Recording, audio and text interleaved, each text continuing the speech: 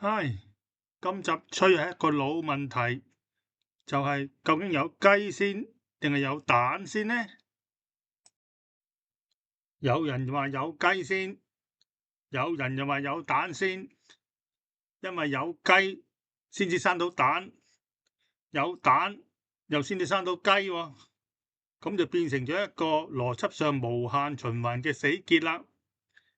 咁究竟真係有雞先定係有蛋先啊？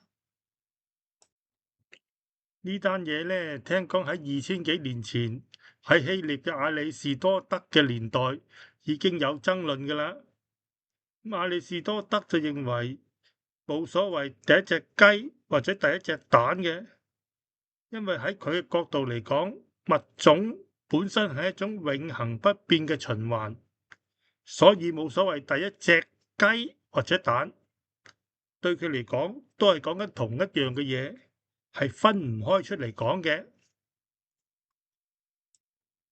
聖經呢，創世記就話，上帝喺第5日就創造咗各種喺天上邊飛嘅生物，當然就包括咗雞啦。所以係應該有雞先至有蛋喎。嗱，我就咁樣諗。首先呢，假設有雞蛋先，呢隻雞蛋要孵化成雞呢，就必須要先受精，係咪？但係蛋要受精呢，就要有公雞先得喎。一隻蛋係冇可能同另一隻蛋交配而受精噶嘛，所以唔可能有蛋先，必須係有雞先，仲要係一隻公雞，一隻雞乸先至搞得掂。我咁講合唔合理啊？啱唔啱聽啊？哈哈，啲科學家就唔係咁講啦，佢哋就用達爾文嘅進化論嚟解釋。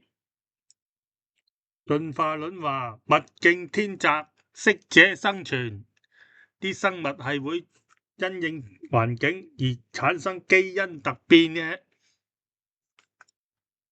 喺2020年呢，中國科學嘅團隊呢，就喺細胞研究呢一份期刊嗰度發表咗一個大規模嘅研究。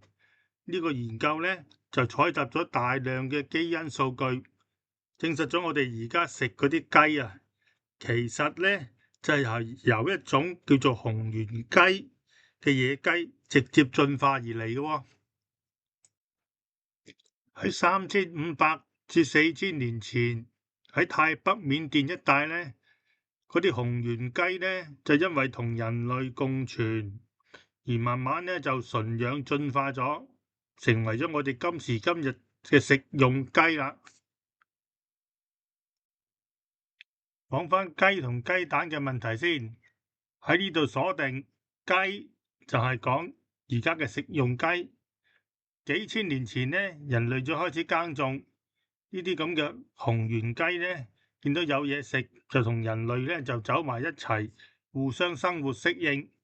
終於有一日呢，一隻紅原雞乸同一隻紅原雞公交配嗰陣呢，嗰隻雞乸肚裏面嗰啲蛋嘅基因同隻公雞嘅精子嘅基因結合交換嘅時候呢，就產生咗基因突變喎，變成咗而家我哋食用雞嘅基因咁上下。咁呢隻雞乸生出嚟嘅嗰批蛋呢，就係第一批會出現現代食用雞嘅雞蛋啦。所以結論就係有雞蛋先至有雞。不過佢哋呢班科學家講緊嘅係現代雞點嚟，唔係追究呢啲雞嘅祖宗嘅祖宗唔知幾多代之前，地球最初有生物嘅時候，啲單細胞生物係唔係有蛋先嘅呢？好，最後就嚟個無聊 IQ 題，究竟有乜嘢雞唔係由雞蛋生出嚟嘅呢？俾10秒鐘你哋諗諗佢。